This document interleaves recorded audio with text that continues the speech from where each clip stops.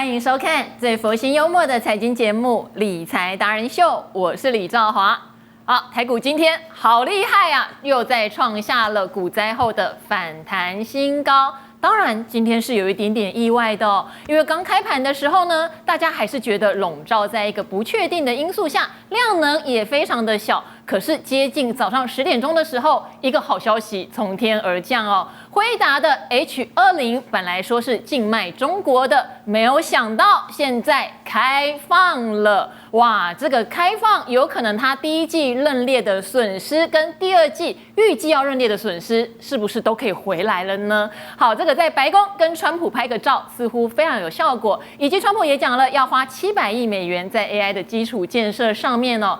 AI 的大方向跟台股自然息息相关，尤其这个礼拜四，台积电也要开法说会了，能不能说出一些相关的好消息？从下半年展望到明年呢？还有一个最特别的，昨天讲到外资的空单都快要6万口了耶，今天一口气回补了4500口，被嘎到了吗？有没有可能结算过后改成看好台股呢？好，我们来欢迎今天的3位来宾哦。第一位是股科大夫龙医生Eason。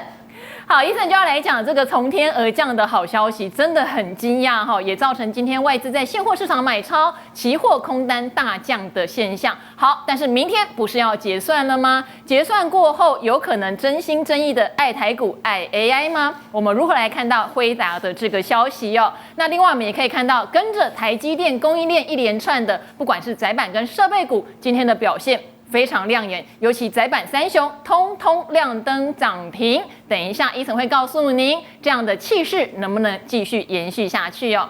好，第二位是我们的存股教父古鱼。好，古鱼要来讲了。昨天傍晚的时候，国安基金说我们会留在场内。好，大家想说留在场内，至少有一只手会护住台股，但是要护到什么时候呢？景气灯号转绿灯了，古鱼常常讲说要接近蓝灯才买。今年会不会看到蓝灯或是黄蓝灯？古鱼说有机会哦。另外，我们发现最近汇损出来，好像大家都处变不惊跌个1天2天就不在意了。尤其金控股，不是说他们是重灾区吗？好，古鱼等一下要来讲咯。金控股分2种，一种炸弹还在后面，不要掉以轻心；另外一种会持续创新高，命运要掌握在我们的判断力咯。好，第3位是我们的外资不守不如。好，外资啊，外资你到底会不会变真心？之前都讲说是因为我们的汇率一直在升值，外资就进来买台股，但最近台币没有升了，外资买的是什么呢？好像就是 AI 咯。大摩又上调了哈，应该说重申了对 AI 看好，告诉大家 AI 半导体很便宜。等一下，大摩改来改去，到底理由是什么？其实布鲁知道，而且布鲁说，今天风度图吹强风是他上节目以来资金最集中的一次，到底集中在哪里呢？等一下来听了。好，首先有请股科大夫Eason。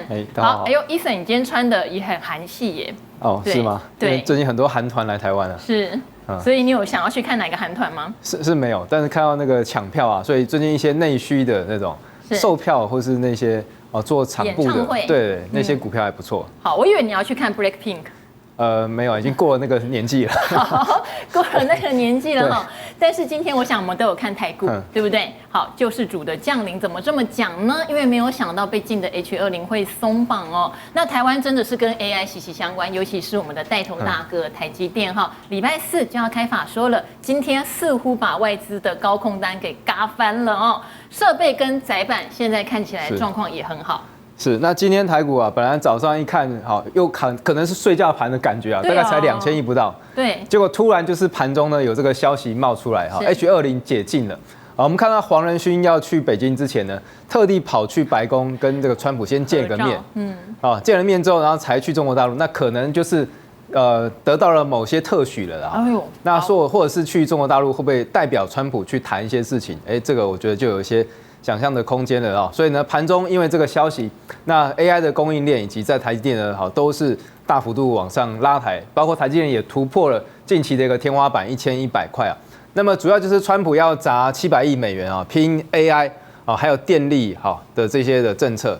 那另外在辉达 H20晶片呢，可以有这样子一个核准再卖到中国大陆，所以它之前的上一季财报呢，已经认列55亿的这个亏损了。那这一季是不是会还回来？大家可以注意哦。好，所以回答财报公布之前，如果这个消息没有发酵的话，大家可以把它笔记起来哈。是。然后那这个黄仁勋也非常兴奋了哈，所以呢，这个已经开始有这样子一个降版的这个 GPU 要准备推出了。那夜盘的时间点呢，也一度突破了$170大关了哈。那看起来它要是全球的市值的宝座呢，应该会维持很长一段时间了。那包括川普也在这个宾州哈，就跟这个能源创新高峰会发布了这样子一个消息。那我们看到今天台股的相关 AI 的股票啊，台积电啊、台达电、鸿海、新兴、联发科、台光电啊，那也都是表现还蛮抢眼的。那尤其在台积电呢，哈，那今天一度就创下了好近期的一个新高哈，好，那也带动指数呢哈在创高，所以外资今天的空单哈在这样大涨之下回补了快5000口，可见的呢这2天空方已经被咬到了，对，所以呢哈，那外资的这个空单到底明天会不会维持在高档好做一个换仓？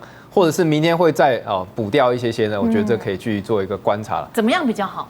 好，我觉得如果明天还有下压的话呢，就要特别注意盘后的筹码是不是，因为如果明天有下压的动作，可能空单会转仓到下个月份的这个比例就不会太高了。是因为他把空单平掉之后呢，那下个月份如果空单可以看到退到5万口之下，甚至接近4万口，那我觉得下个月的行情其实不会太差。那台股通常除权息都是指数不太容易大涨，但除权息过后呢，第3季马上就是很多电子股的旺季会来临了。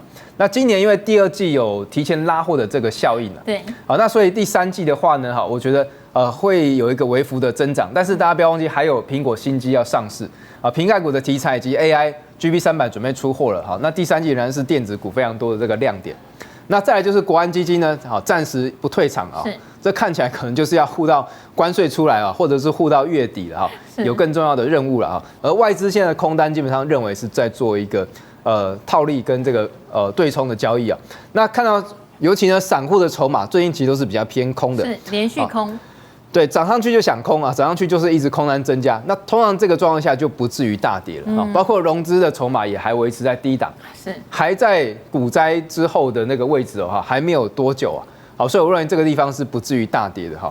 好，那我们就看到在加权指数部分，现在已经回到了10年的开盘价。哎呦，22796。10年开盘价，10年开盘价，大家有还有印象的话，哈，一开盘就是 DeepSeek 的利空，对，跳空下来就在这个位置。是。开盘价这个位置，现在已经站上了，现在已经22800了。那最近2周的这个低点都是没有破。我们看到这一波反弹以来呢，这个盘中可能会破，可是收盘周线的收盘呢，就是礼拜一，如果你觉得很悲观大跌状况下呢，像昨天跌了，气氛不太好。可是今天马上就逆转了，好像连续3周都跌礼拜一。对啊，那最近其实好几周都是礼拜二很容易有拉高结算啊，这讲了好多次了。是，那所以你看到，其实如果礼拜一状况不太好，你再观察个1-2天，礼拜五如果呢收盘价都没有破2周新低的话，其实这个多头格局还是持续的。是，那最近其实这个支撑大概就在22200点啊。那外资的现货也是在做一个买超啊，不过是期现货去做一个这个对锁的动作了。那包括费半呢DeepSeek 问世的时间点在这个位置，那现在已经站上了。好，然后呢，中美那个时候呢关税休兵90天，豁免90天。这个位置大概4700点是费半非常强势的一个支撑了，所以费半在持续的创高，那台股呢还没有跟上，我觉得后续在下半年的话，应该是有机会再跟上美股的一个脚步，尤其呢，前面2季其实大户都非常敏感在这个第1季以及在去年第4季的时候，我们看到大户其实都开始在撤退，是高价股以及中实户大户都开始的。这个持股是往下降的，是。可是就在上一季在第2季大跌过后呢，4、5、6月大户是有开始回来的一个迹象以及在中实户的这个动态都有开始在买进台股做一个抄底。好，大户我们当然知道，包括像什么广达的董娘这种大户，或者是说像库藏股也算是公司派的大户，是对。但是现在就是散户朋友们一直对于前面有一些阴霾，不管是关税的问题或是汇率的问题。很害怕，是进不了场，是对。我觉得该怎么处理这样的情绪？因为看起来就是一路嘎涨。对，我觉得这个地方呢，台股已经到23000了。大家如果还是进不了场，你可能去挑一些还在2万位阶以下的股票，还在中低位阶。其实现在股票还是有，是，因为我们看日韩的这个股市啊，公布之后也没有大跌，也没事。那现在华尔街预估呢，就是这一轮关税弄下来啊，就川普一下子插口，然后一下子又放狠话，对，弄下来可能最后全球的这个关税平均来说大概就是15%左右。好，大家还是敢做这样预估哈，因为都觉得他随时像昨天有讲俄罗斯他要弄100%的关税，对，好，那搞不好他过2天又法夹弯了，好，所以大家现在已经这个看破他手脚啊，就是我认为啦，台股今年应该已经不会再跌到19000之下了，好，那甚至2万之下可能机会都不太大了，所以这个地方还是进不了场，那建议选一些比较中低位阶的股票，那应该后面有这样补涨的机会，是，我们等一下就来帮大家选出一些还在可能位阶还是半山腰或者偏低的股票，好，因为真的叫做见回不回哈，是，好，那在台积电呢，当然这个月线支撑持续的在往上那外资其实这一路已经开始有在转买的迹象，那跟刚刚那个费半的这个状况是一样持续的在往上做一个推进，那包括外资也在喊买那在台积电的供应链部分呢，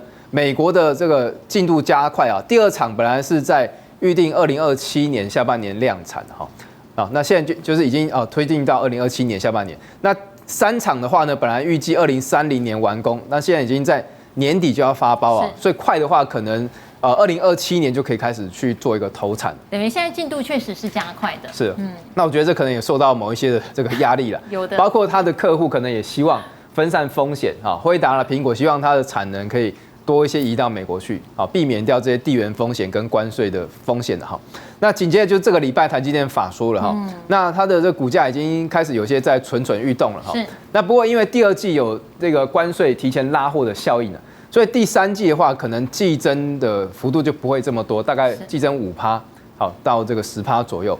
那可是呢，紧接着有 GB300 放量以及在 iPhone 17新机又要上市了所以估第3季的美元营收会再创新高那不过汇损的问题，我觉得就是法人会提问的这个要去注意一下。好，台积电的法说现在其实已经变成波动很大就是隔一天的状况，或是晚上 ADR 的状况是。好，现在会不会说法说前先涨，大家反而会有点觉得放出惊喜，也不会那么惊喜？对，所以我觉得法说前最好不要涨这么快，不要涨那么快。对，那可能就压在1000亿以下会比较好那这个时候其实还有获利的空间。那反而是如果已经涨起来的话，那这个法说会过就可能有些涨不动的一个状况。是。那我们看到最近的供应链呢，其实有一些表现都不错像这个宏康今天开始起涨万润也是还在半山腰，亚翔它的就是在手订单呢已经超越汉唐了。是。中商超越汉唐了对那股价可能还是这个汉唐的1半左右。是。中砂的话呢也还半山腰半山腰。那星云的话，同样湿制程也还没有说完全的过一个新高做个表现。我们看一档股票6187的万润，好，之前曾经也非常的强这波反弹也反弹不少了。是那万润上次讲到现在已经这个26% 了那最近其实借券空单开始在回补了主力投信也在做一个转买那它在这个半导体设备营收比重占了90%所以第1季的合约负债呢就已经有1.52亿，就是以后可以准备入账了那也高于去年同期的0.95亿。那现在这一波上涨之后呢，一个横向震荡整理所以短线支撑这个地方没有破的话呢，我觉得可以趁它量缩的时候去做一个卡位。好，因为上一次有提到一件事情量缩休息下来，反而应该要注意，因为它就在等一个比较放量的攻击嘛。对这样讲着讲着也涨了26%对你看它其实就是量缩拉回，对，然后这个开始慢慢往上垫高，或是消息面。它就可能就会发动了。是，所以这样子一个多头格局的股票呢，大家要注意它。反而量缩没有人注意到它的时候，你要去把它那个纳入口袋名单里面。好，中砂的话呢，同样是很类似这样子一个阶梯式的上涨。好，但它已经创高了。对，好，那创近期高点但是这种阶梯市场事实上就比较不容易扫荡了大家会比较抱得住是，有些股票这个上下乱扫中小型股，你可能不见得抱得住那像这种股票这个创高可能不见得去重压，但是呢事实上支撑没有破的话你可以去慢慢的可能分几次去做个进场。是，那最近其实主力也在做一个转买那今年的毛利率应该会优于去年。包括在钻石的部分需求大幅度的提升，最近投信也在做一个进场，所以我觉得可以去注意一下。筹码相当好，而且再生晶圆也是持续成长的嘛。是，那另外就在板材的部分那我们看到这个 ABF 载板是过去可能4、5年前都是在伺服器晶片都是属于这种单晶片的。对，那现在在 AI 伺服器里面呢，哈，因为呢，好需求更多了，晶片也要塞得更多啊，所以使用面积增加了快4倍，需求量增加8倍，好，不管像是新兴啊，哈，这个景硕都是在辉达的这个供应链当中，那新兴的这个占比是比较高的。那南电的话，主要是在那个亚马逊 AWS 以及像世芯啊、创意都是它的客户。好，那我们看到今天这3档都拉出了涨停。另外像是对啊，臻鼎啦、金像电、精神科，最近期也都是主力在买的啊。所以 PCB 这个族群，我觉得未来是可以去留意呢，还在中低位阶的这种的股票。好，载板我们一直说之前伤了很多人的心，然后也讲说落底了，但这一次好像变来真的哈。是。那你这边528的时候讲，我应该也跟你讲过类似的话，它就不会动啊，对，都骗人啊，落底都骗人的啊。但是你说外资在底部吃货100块以下是外资的成本区，也是法人单的进场。对，那其实看着100块到这边也已经48%了。好，那所以大家再去现在找这种还在这个位阶的南电呢，是好，其实还有很多这种类似的股票，你只要看到量能开始有这样提升的时候，其实都是法人开始做一个准备发动。那通常这个量缩的时候，你要注意看它的筹码。好，如果像上次提到的外资有这个吃货的现象，是好，那等到真的开始量能发动的时候，你再去做个加码，我觉得都是一个不错的进场策略。包括最近主力跟投信都转买了，好，那今年的第2季应该有机会季增11%到13%，好，那它今天也是最早就拉出了涨停，那看起来是有在法人去买的一个状况。是，而且它的以前的高点600块吧？是，对，那现在这个感觉好像涨很多了，底部70几块已经快涨1倍了，是，可是距离历史高点还很远，因为这2年AI 的行情 ABF 载板都没有跟到。好，所以这2年的行情等于是ABF 都是在这个缴白卷的。那我觉得现在好不容易轮到这个族群有题材的话呢，大家可以多留意一下。好，等于高位阶的继续抢，低位阶的也有补涨，这应该是一个整个族群欣欣向荣的状态哈。是的。好，这边非常谢谢股科大夫。好，谢谢。好，Ethan其实也知道大家对于风险的担心哦，其实这是对的啦但是台股创下反弹高，而我们看到美股是有这个纳指啊，对不对？标普等等都已经创新高，日韩股也都比我们强，我们跟着补涨是挺有机会的。尤其 AI 是我们的本命嘛 ，AI 的话对于台湾相关的供应链真的是非常强势的一件事情。希望台积电星期4的法说可以平安的度过。当然相关的设备供应链，还有非常低位阶的 IC 载板，这些都是AI 里面的一环，提供给您做参考哦。但广告回来的话，股鱼要来帮我们上课了，上什么课呢？我们都知道汇损应该对金控股会造成压力，那为什么金控股不管有没有寿险的，似乎股价都相当强势呢？股鱼要来教你喽，有的可能炸弹在后面，有的可能会一直创新高哦。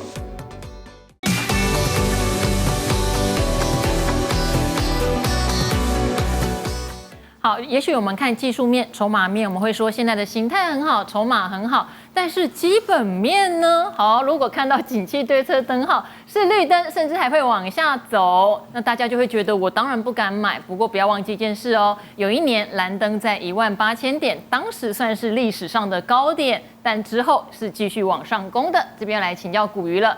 其实我觉得你的主场快来了。对，没有错。第一个，当然等一下讲一下，国安没有退，国安每一次都是赚钱的，我看这次也是赚钱的。没有错。灯号转绿。转黄蓝，转蓝，没有错，股鱼就会进场了。是的，所以你的主场快到了，是没有错。而且呢，我觉得今年呢，我的主场呢浮现的几率，可能非常的高哦。意思是今年会有蓝灯吗？蓝灯不一定，可是呢，黄蓝灯的几率应该是非常非常高的。我们会不会看到一个历史高点附近的黄蓝灯？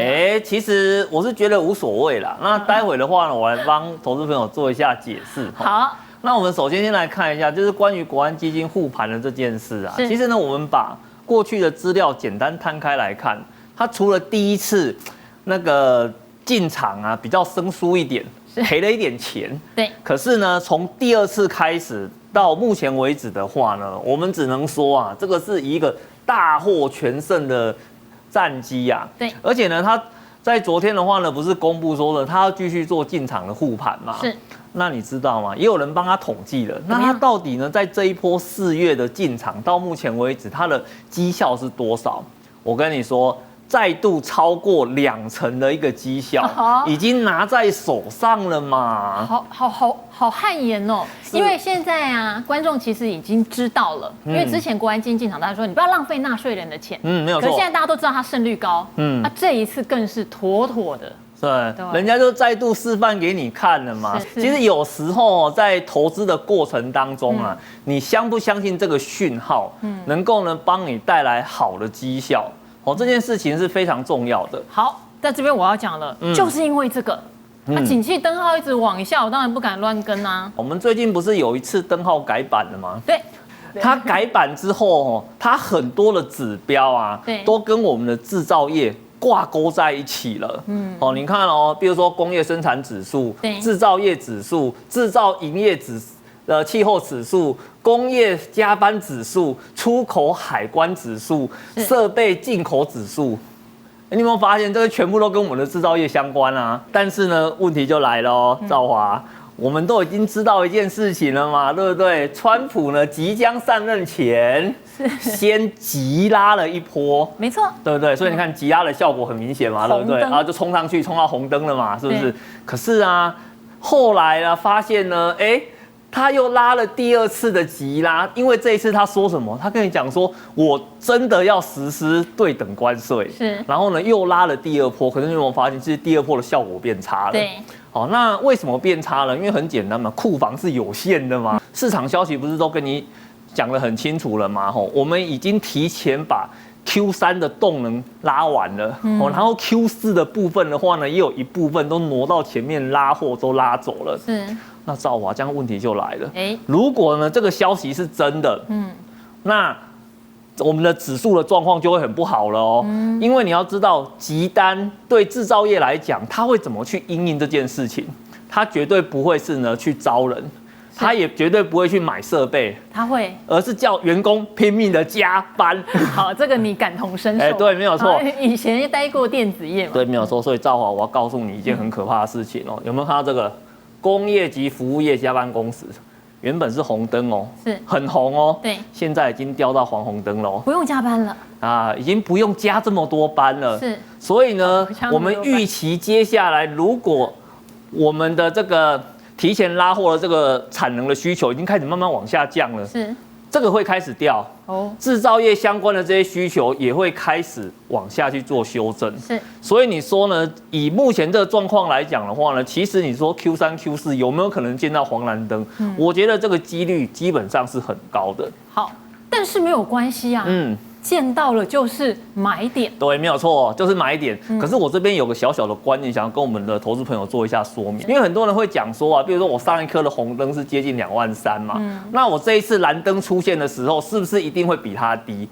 这可不一定哦。好，但是你有讲过，下一次的红灯肯定会比这一次的蓝灯高。对，没有错。所以我们来看，在前几次的循环，2019蓝灯到红灯的这一段涨了6000点，好，2023年这一段的蓝灯到红灯也涨了6000点，所以呢，我们要掌握的是什么？我们要掌握的是从蓝灯翻上来的这一段，而不是去在乎说它的红灯到蓝灯的这一段的话，到底会跌多少？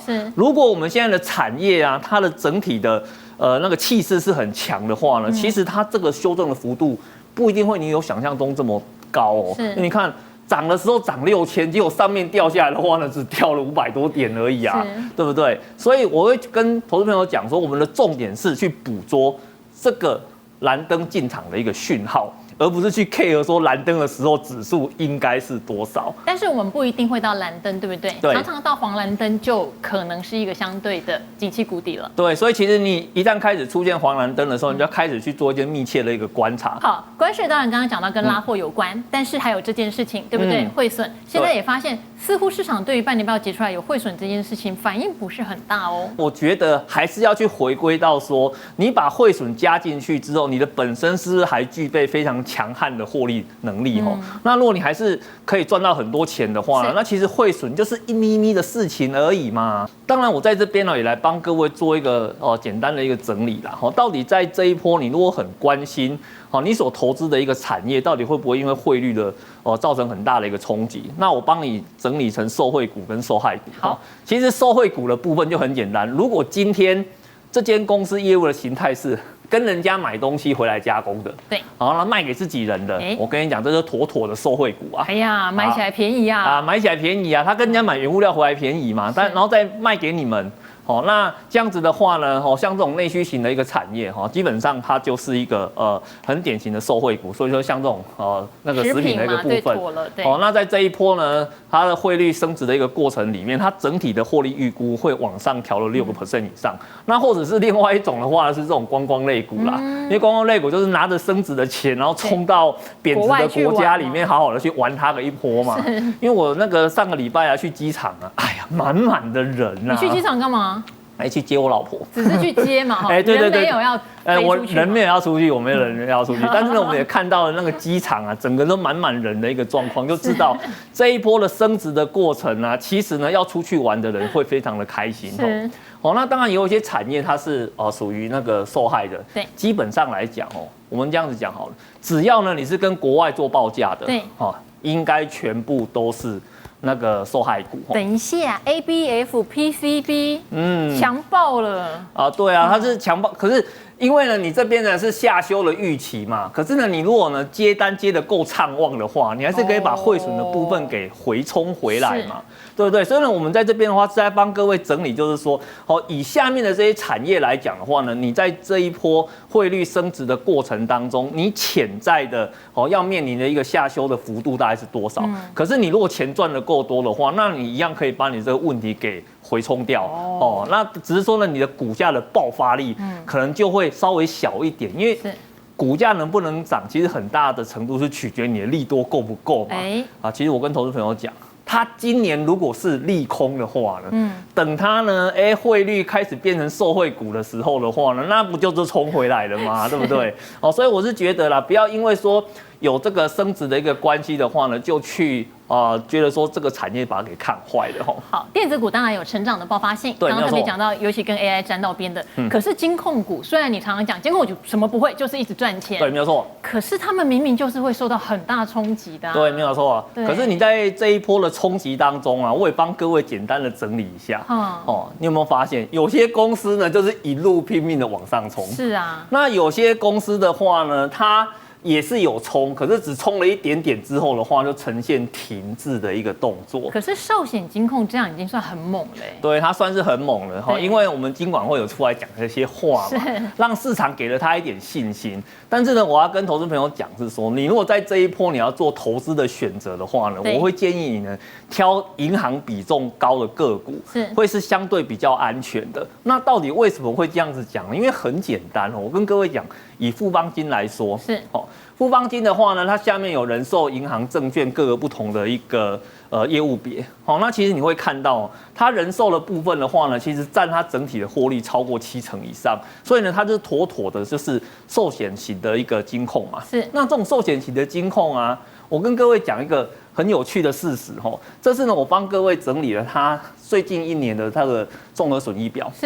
那在综合损益表的部分的话呢，上面是我们表面上看到的获利，表面上就是你的营收增长嘛，那我的一些什么利息收入的利差增加嘛，那我赚到的钱都在这边。可是下面这一个的话是什么？下面这个的话是说，我的寿险公司它有做了很多转投资，有持有很多的债券，很多的一些海外的投资。那这些的话呢，会不会受到汇损的影响？当然会会嘛，对不对？那汇损的影响把它给算回来的话呢，不好意思，你从去年的第3季就开始在赔了，第4季呢再赔了。其实今年的 Q1 的话呢，全部加起来，你是大赔钱的一个状况好，所以等于从第1季就赔了，那第2季不是要赔更多？对，没有错。那我们来帮各位做一个简单的说明像这边的话呢是那个富邦美债20年，其实它就可以相当于你去看它的业外投资的这一块，因为它很多都是买海外的债券嘛，对不对？那你看你的 Q1 呢赔了700多亿 ，Q1 是哪一段 ？Q1 的话是这一段，这一段它其实跌的没有很多，可是呢，你有没有发现这一段突然大幅度的下降了？为什么？因为这一段就是你的新台币快速升值之后，导致呢这一边的话，它有一个债券价格的重挫。你知道这一段跟这里差了几倍吗？几倍？这边的幅度的话呢，将近有2倍以上好，你说它的综合损益有可能多到2倍以上。所以如果金管会今天没有去做任何的一个出手的话呢，其实我会预期富邦金在 Q2 财报开出来，它的一个综合损益的数字有可能会破1500亿以上。你看前面大立光才40几亿而已嘛，对不对？可是富邦金可是有1000多亿哦。好，国泰金也可以用这样的观念来类比。一样，基本上是一样的。那所以你会发现啊，最近你会看到一个新闻，就是说呢，我们的金管会啊，它开始针对这一块，它来做一些补救的动作。而且你有没有发现新闻头都是怎么写的？什么？它只针对寿险业来救啊。好，可是它没有卖就不会赔呀。那等到汇率回来就好啦。可是你今天看到你待认列的损失有几千亿的时候，其实呢，很多的法人跟投资人是会非常担忧这一块的。因为你要是拖得很久，它一直都冲不回来的话，它最后变成真实损益，那可是会搞垮一家公司的啊。所以呢，像金管会的部分就有讲说我今天可能要放宽那个责任准备金，我可能呢要采用新的生命表，去让你的一些呢准备金认列的部分可以把它给提高，来面对呢这个所谓的你的汇损认列的相关的一个损失。所以你看了，其实寿险业很麻烦，你知道吗？寿险业光搞这个东西，就是为了去救它 OCI 的那一块啊。好，也等于是不管要不要救之类的，它就是有这个隐患在那边。可是呢，我们刚刚讲到嘛，银行股为什么一路往上冲呢？其实从报表里面就可以看出答案了嘛。上面 OCI。什么几千亿的亏损认列，没有这回事，而且还越来越少你看它其实也有影响可是因为它海外投资的部分是很少的，它主要的获利来源的话呢，还是属于它本业经营的这一块。像以玉山金来讲的话，它银行占比接近94.5%，那个创投跟证券的话呢，占其他的部分，所以它基本上它是一个纯的银行股。像这种纯的银行股的话，其实在这一波里面，它的本业呢还是持续在赚钱。而它呢，在转投资的这一块，虽然它也是有受到一些影响，可是跟寿险比起来的话呢，那些都是个沙巴你知道吗？就一点点而已嘛，对不对？所以你在这个时间点来看的话，其实我跟投资朋友讲说，银行股应该说金控股你要去投资那我们 Q2 可能还有一个很大的一个地雷包还没有真实的呈现出来，所以呢，你如果要找一个安全可靠的投资选择的话，其实银行类的金控股才是你最好的一个选择。好，安全可靠的投资选择就不用提心吊胆了。对，没有错。这边非常谢谢古鱼。好，古鱼讲到一个观念我觉得非常好，就是你到底相信哪一个指标呢？有人说国安基金除了第一次之外，哇，后面百战百胜那所以跟着国安基金进场买一些大型权值不会错，或者是等到景气灯号来到黄蓝灯的话，这时候进场风险也相对低，先不用管指数的位阶，这些都是对的方法。那至于如果您是纯金融股的朋友，一定要记得，寿险业终究第二季有一个汇损的雷包在那里不管金管会救或不救，与其担心雷包，不如去找这一些其实获利不断在往上走，没有这些阴霾的金控股，您会更安心好，广告回来的话，布鲁要上场了。我们今天发现一个现象外资的空单被嘎到了，而台币最近其实并不强，有没有可能因为 AI 的关系，外资真心回来买台股呢？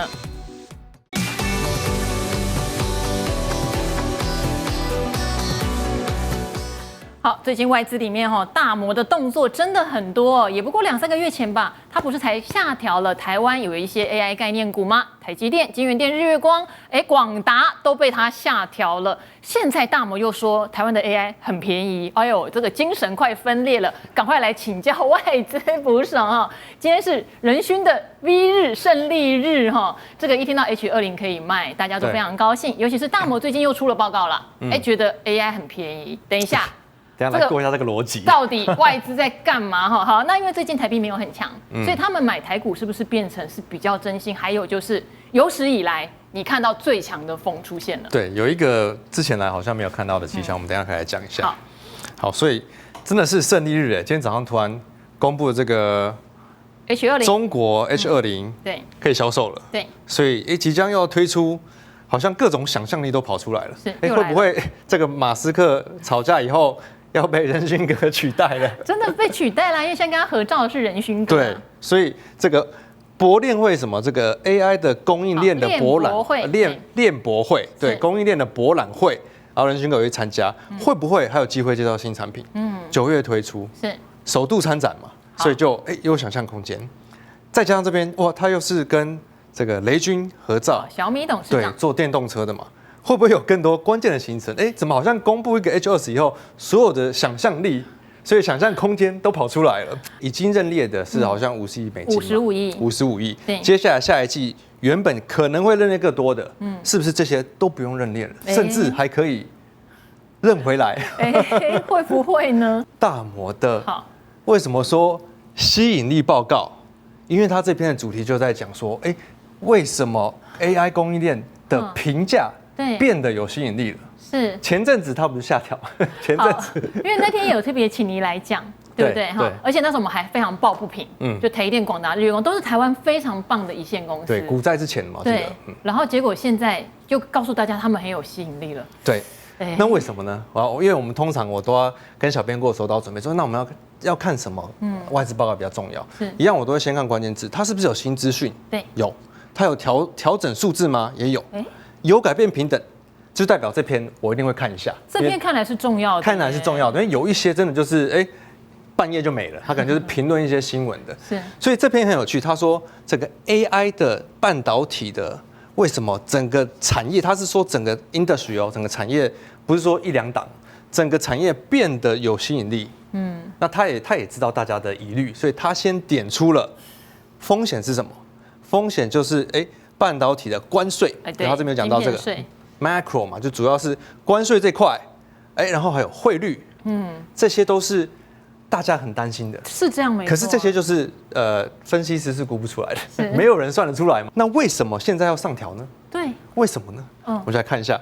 第一，新资讯是他在亚洲拜访，对，发现AI 的需求强劲，就代表说可能分析师他们有办这种 conference 啊，或者是去参访，走了一圈下来，他需要更新嘛。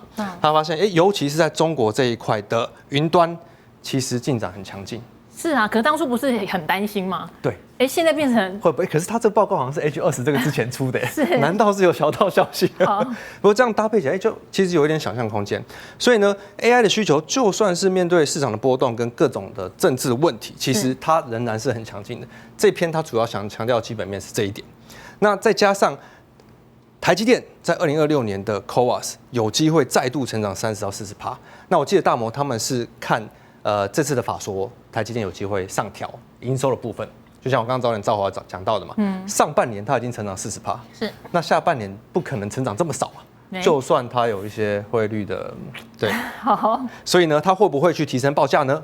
这也是这篇报告它有特别去点到的，是，但重点来了，就是2026年，它有特别点说2026年的本益比极具吸引力。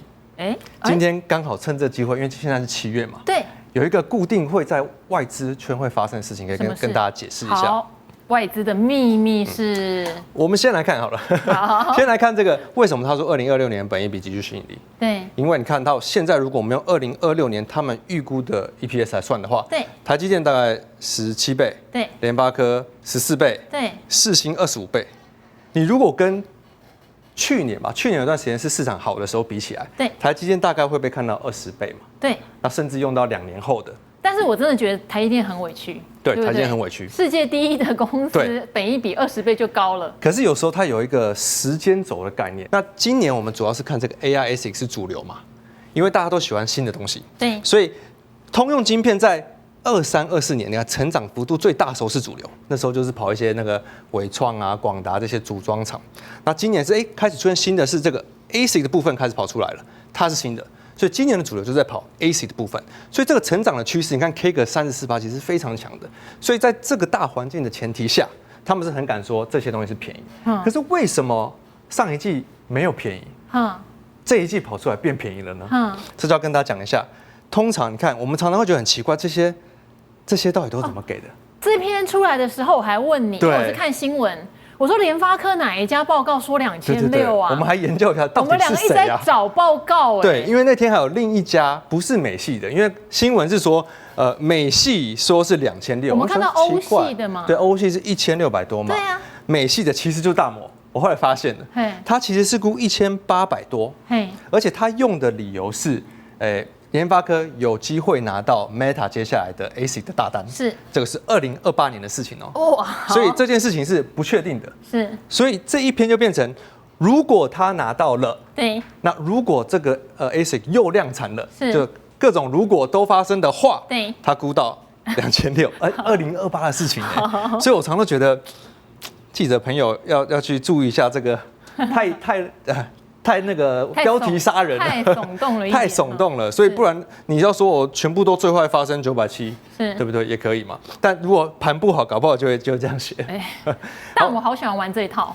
其实我觉得大部分外资玩的都差不多。所以我们就来看他们这个到底是怎么玩的，到底有没有真心？对，通常我们讲到前半年的时候，对，2025年前半年，我们会用今年预期赚多少钱。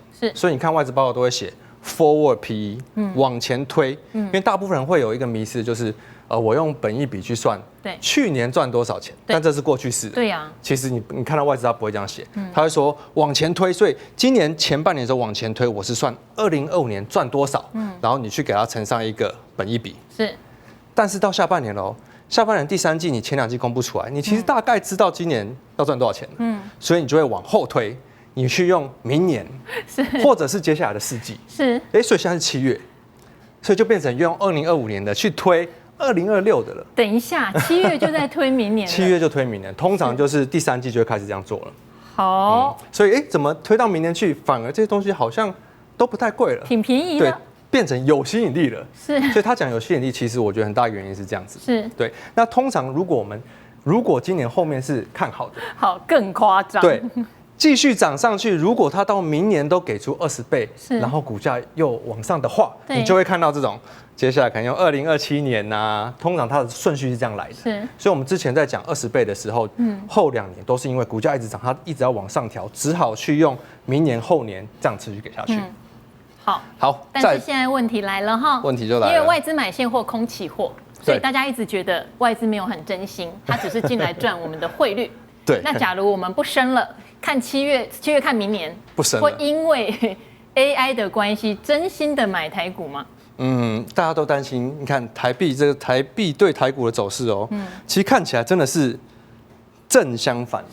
所以大家就说啊，会不会就是因为外资的钱一直进来，所以台币才一直升？金管会跟央行都有讲啊。对啊，你的热钱如果不买股的话，我要把你逼去买股，或者把你逼出去。但我自己是觉得啦。通常，如果我们面对真正的外资，不是真的我就不知道。真正的外资他们买股票要写报告嘛？通常你把汇率加进去的原因，都是在它的原因的后面的补充。很少人会因为台币接下来怎样，所以我来买股票。对，所以大部分都会是因为看评价的高低，所以你才会看到大摩他一直在讲评价低，他希望让更多的外资进来买这些 AI 股票。对，所以我觉得最终还是看评价，看热钱这件事情比较像是蛋生鸡，鸡生蛋的问题。所以还是看评价。好，等于综合起来，对不对？对，综合起来。大夫说，如果这个空单降下来了，古鱼说，如果我们到了黄蓝灯，对，然后等到外资又去评估明年觉得很便宜，没错，事情就会真心起来了。没错。好，所以看到今天这个前20名的成交排行榜，我觉得比较特别的，先点出来。好。平常我们看40到45%的钱，没错，台股今天前20名就占了52%，这么热，所以这上面就占了一半，这么集中，占了1800档的一半的钱都塞在这边。当然最大的是500亿的台积电啊，你看光是台积电就占了500亿，就可能有20来%了吧？对，所以看到主要重点就是这些 AI 啊、法人的绩优股的钱就是持续塞进来，其实呼应了上面之前讲的，金牛族群就是都是 AI 的 ASIC、PCB、散热、电源、设备、厂务都是 AI 相关的。对，风度图现在是属于强风啊，所以我大概标出来，其实基本上全部都是 AI 啦，AI 相关的都在这边。好，那么再往下看，好，现在吹强风的话，其实你看柜买指数6月以来，它是一直贴在这边盘整的哦，所以。基本上看到比较强的一些 AI 都是比较是上市的，对，它是在上面走的，所以如果是放那种你做那种中小型股短线，其实你可能会觉得不好做，很难做，对，所以我们客观看待行情的话，其实金牛的追加力道是在增温的，增温的话就有短线的话，你可以勇敢的试着去交易，但中长线的话，如果你买这种大股票，还是等拉回会比较保险。好，再来我们就看到成交值，我通常都会把它排出来，好，前面这20档里面到底谁的营收是真的很强的？这些是持续创新高的嘛。是。我这边有按赞的，对，就是这种，它是属于 ASIC 这个今年的 AI 的主流了。是。基本上它就是你拉回买进，它就是慢慢的往上垫。是。但你去追高的话，你就发现这些都很难做。好，你追高它就把它洗下来。营收创新高，股价也大多有创新高，对，所以这种的做法就是尽量减少频繁的买卖。那你看这种持续创高的股票，其实它的股价是很稳。可是这些都涨到右上角了。对，所以我们讲一些不是这些国家队的。好，但是这张表就是代表一个台股两个世界。对，这些就是都是创新高，刚刚创新高的，全部都创新高，都在右上角。而且基本上如果你去追高，你都会觉得有点辛苦，有点陡了。对，但是只要回5日线、10日线，它其实都是一个很好的买点。好，但是这张表也证实了一件事情，在低位接的时候，大家就觉得好像没戏了，对，大家非常没有兴趣。好，所以我们要如何从低位接就先找到？所以就像你看智邦那时候在这个位接嘛，它其实营收就已经在创新高了，营收的成长非常强劲，周 MACD 交叉往上。对，但这些都已经涨多了，所以我们就来找一些有没有机会它还可以落后补涨。好的。我们就从这个设备产物相关的来看好了，最近这块也是很热。那亚翔的话，它比较不是台积电这个国家队那一挂的，是。但是我觉得有趣的点就是，之前他开法说的时候才公布了他这个新签约的合约金额非常厉害，有2000多亿，光是今年前5个月就有957亿，是创历史新高的，而且大部分都是半导体。那基本上我特别放这个东协，是因为他最近是在做的是这个新加坡的厂嘛，是。所以这个可以确定的是，我们在看到合约负债，可以确定的是它是一路往上走的。合约负债就等于之后会进来的营收嘛。对。那它一个月营收40、50、60亿，接下来有2000多亿要认，所以基本上营收会创新高，应该是一个必然的趋势。所以虽然营收的这个成交金额还没跑上前20啊，应该它上过了。对，它之前热，最近休息。现在在休息，但营收这个目前还没有，但是我觉得之后应该会有。国家型题材，基本上这个技术面也是持续的在往上，那有休息过了，所以可能比较可以讲一下。再看一个也是一样，是设备相关、产物相关的。好，它是属于也不是算是台积电那一整挂的，是对，它是比较之前也是开法说有说过，它有很多个专案在进行，下半年的营运会优于上半年，可是它上半年的营收已经持续在创新高了，是，所以下半年等于它要持续再创新高嘛。那我们刚刚看到持续创新高的公司，相对它你只要拉回买都还蛮稳的。那随着这个高功率啊。这个讲起来可能比较难一点，不过基本上就是看到这种很夸张的倍数，我觉得特别去注意它，在手案件也很多。那它是在日本的市场有很多的耕耘，好，技术面也是相对的往上，所以这些或许它就还比较有些空间。好，等于说 MACD 翻正这件事情真的还挺好用的，真的还蛮方便的，是可以看金流用。好，所以这边的话，半导体设备呢，至少现在封在这里啦，对，大家可以去挑营收好的，至少比较有保障哦。谢谢布鲁。好，我们觉得外资好像翻来覆去，同样一家大摩，一下看坏，一下看好。布鲁说了，原因就在月份哦。现在进入到7月，也就是第3季了，很多的公司开始看什么呢？看到明年的展望喽。所有的外资机构都是差不多的一个调性，尤其是美股上面的 AI 股，如果持续的在往上跑，台股的 AI 股看明年其实相对是便宜的。那当然，我们也期待接下来，不管是台积电的法说，或是外资的求空单慢慢降下来的话，能够是比较真心的，因为评价的关系来买台股，那我们选择营收持续在创高的类型，其实就会比较放心了。好，今天非常谢谢3位来宾来到现场哦。台股在这个金涨有点轧空手的情况下，又来到了反弹高，但是我们来宾依旧提供了非常好的一些策略，有些告诉您你就买位阶比较低的，有些告诉您你也可以等一下嘛，黄蓝灯到的时候再买，或者是您看外资真的觉得评价已经往上走的，这些都是您可以参考的。那也希望今天理财达人秀对您投资有帮助哦。明天再会了，拜拜。